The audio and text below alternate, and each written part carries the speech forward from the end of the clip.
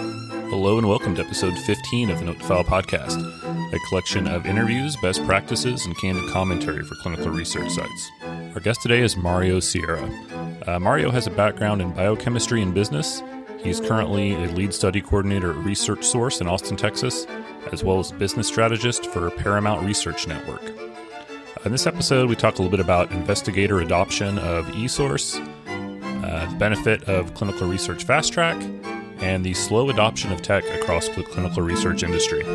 Without further ado, Mario Sierra. All right, Mario, thanks so much for coming on. I appreciate it, man. Yeah, thanks for having me, Brad. Absolutely. So, as I so often start with pretty much everybody who comes on, tell me a little bit about how you got into research. I know that you're, I'd call you a baby. You're pretty new in clinical research. It's been, maybe a year or so officially? Is that right? So, yeah, it's been a year in July. Yes. Nice. So yeah, tell me how you got into it. Sure. So I've definitely heard that question in some of your previous episodes, and I'd say I'm a little bit different because I actually sought out research as opposed to falling into it. So just a little bit of my educational background. I went to UT Austin and I majored in biochemistry and minored in business. And post-graduation, I was looking for something that merges business and science with a lot of research, and just looking around at different job titles and all that, clinical research stood out. It stood out because it's exactly that. It's a merge of business and science. We're working on the cutting edge of science, like investigating new drugs, new medical devices. And there's also the business end of it, where you're running an organization that runs trials in conjunction with doctors and different research facilities. So it ended up being a very good marriage. Yeah, and actually, I kind of love the way that you came into it, because it's very different, at least so far, and everyone else we've had on, that you didn't start out at a university or a hospital. It wasn't sort of an accident that you fell into.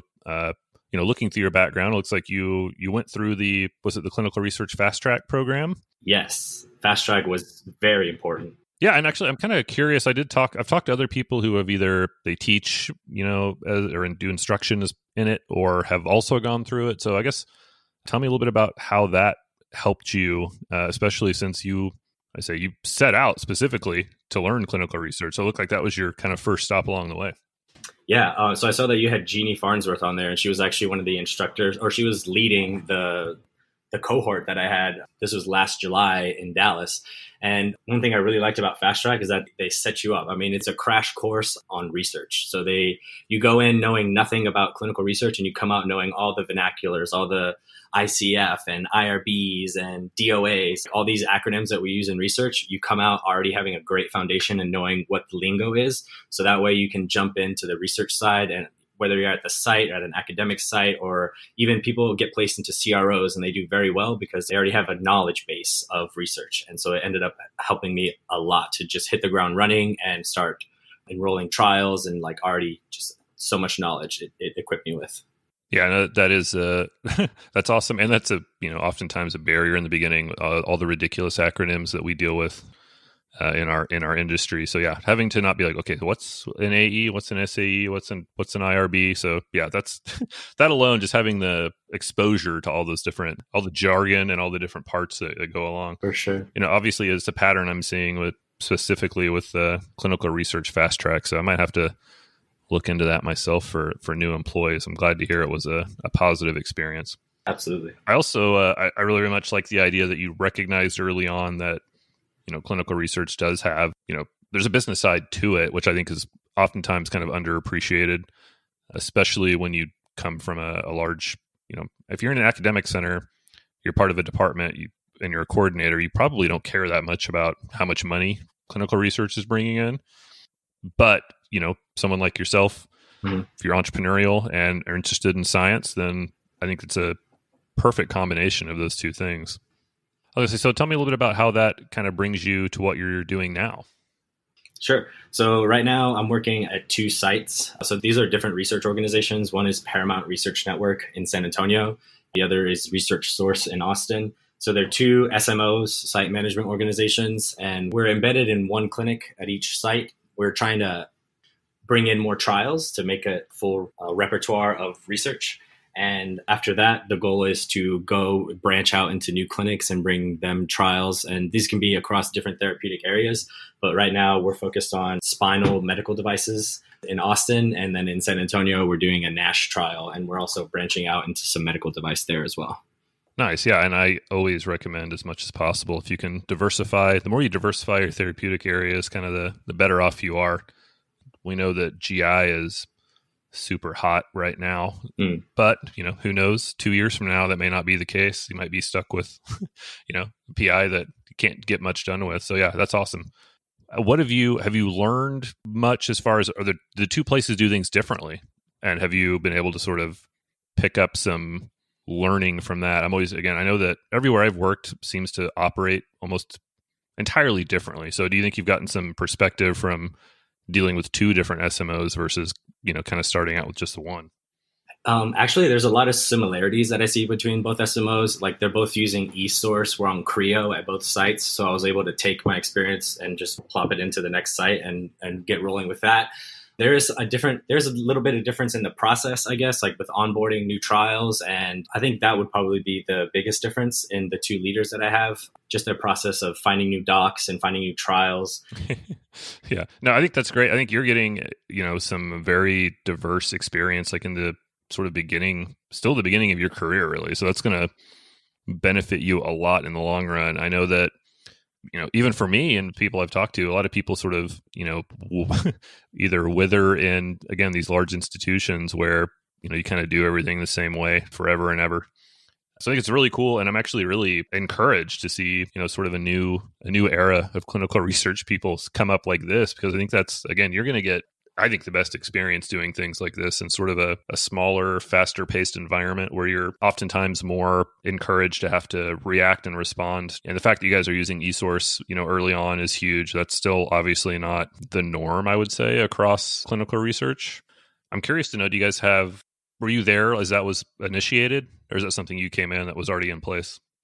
So it was a process of finding different CTMS softwares to use at the site. We were looking at a couple different ones, and Creo ended up being the best option. So I was part of the process of deciding which CTMS to use. And on that point too, yeah, when I was coming into this industry, it surprised me so much that a lot of the industry runs on paper source still. I mean, those triplicate forms are maybe 5 years in the past.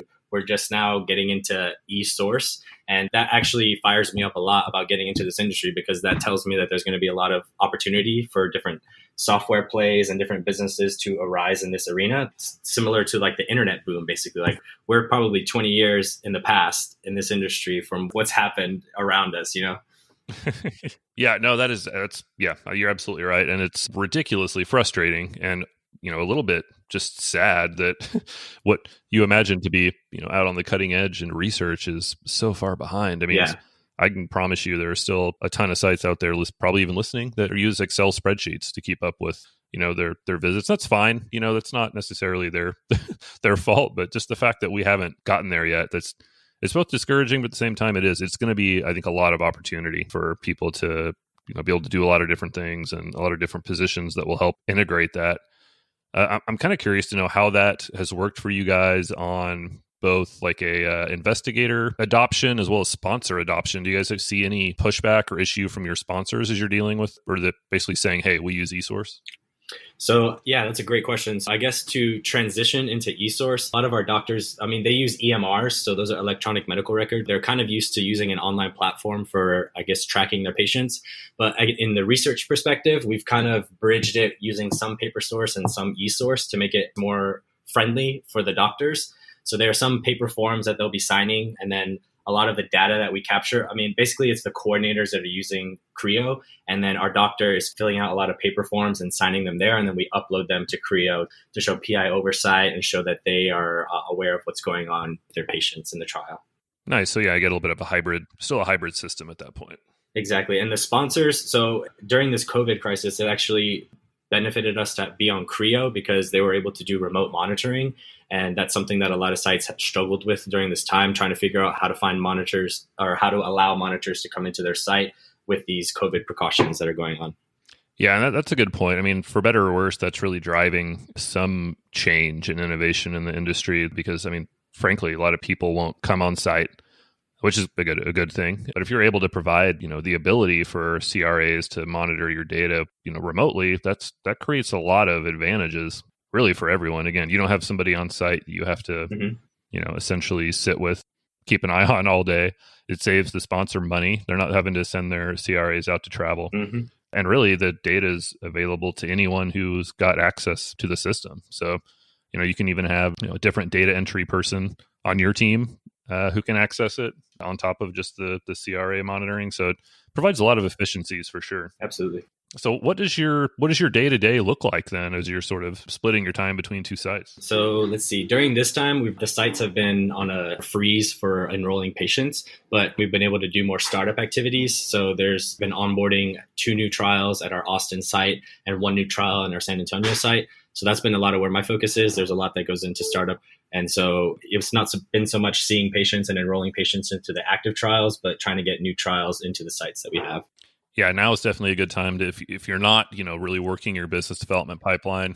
In addition to that, you should be, looking at your SOPs, looking at your processes. There's a lot of things that can be done to help you as you reopen. If you're not, if you had to close, we've been pretty lucky. We've mostly been able to stay pretty functional, but it provides a lot of opportunity to kind of hone your processes. Have you guys started to see, I guess you've seen a little bit of a ramp up here recently? So yeah, Texas had a little opening. This was probably 3-4 weeks ago. And then now Texas is in a spike of coronavirus. So everything is kind of going back to shutdown mode. We were able to enroll 1 patient in one of our trials in that kind of in-between period. But yeah, we've gone back to a more remote model again, where we're not so much active at the site. And yes, like you said, we can definitely use this time to refine the process. Whenever you have a lot of patients coming through and you're trying to just follow them, it makes it harder to step back and look at the process as a whole. So that's what we've taken this time to do, capitalize on that.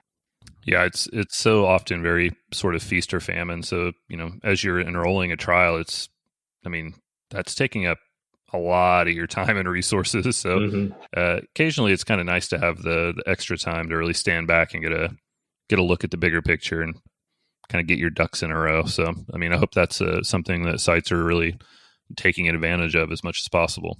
Absolutely. So in your, year or so here of doing this, what are some best practices that you've kind of picked up along the way? It's a great question. Let's see, best practices. So I would say using software to leverage my work is one of the best practices that I've seen. So what I try to do at our sites is find softwares that allow me to offload some work. So for example, Creo is the prime example where we're able to use that to collect data online. But another platform that I like to use is called Slope. And this allows us to track inventory. So we upload all of our inventory. So when you start a new trial, say it's a drug trial, you get all these shipping boxes, all the kits to draw blood, and so many different moving parts. What we do is we upload that to the software, to Slope, and that allows us to monitor it remotely and not have to be at the site and do a physical inventory of what we have. So that's been a very good practice that we implemented before COVID started, and it's helped us manage things throughout this crisis too. Yeah, and that's a good one. I actually just recently interviewed Ethan from Slope. By the time this comes out, I think his will release a week before yours. So yeah, we talked quite a bit about Slope, and I do really like what they've done. It's a pretty I thought it was a really interesting and smart thing to capitalize on and build a platform around for a site level, because it's something that you so often don't really think about. But I can't tell you how many times throughout my career, if I've gone to find a lab kit only to be like, oh, well, this expired a week ago. Yes. So that really helps. Yeah. So that's a really cool tool. Creo, we use Creo as well. I really like Creo, and I'm kind of sad to say that we haven't utilized the eSource as much as I initially intended to.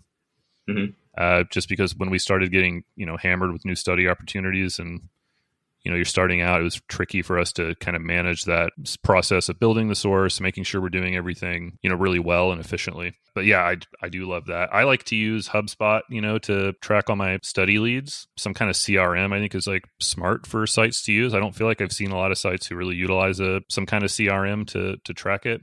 But yeah, I think that there's a lot of software out there that's maybe not meant for specifically the clinical research industry, but can easily be leveraged to help us do our jobs better, and stuff besides Excel and Word. Mhm. Yeah, one of the things that kind of drives me crazy about research is that we collect one piece of information and then we have to put that piece of information in 10 different places. And so that's exactly what software is good for. You collect your data and then this data is shareable to other softwares from my platform. And that's exactly what, Creo is getting there, and things like Slope are helping in that process. Yeah, I'm really curious to see how sponsors, I've got to think it's got to be driven from the sponsors at some point to get some more consistency across, because you're right. It's crazy that, if we're using 3 different systems, if you're lucky, for every study, and none of those things seem to really communicate well to each other. Definitely. And then, every sponsor has a lot of their own proprietary stuff, which just creates more confusion and it just goes less efficiency. So it's insane.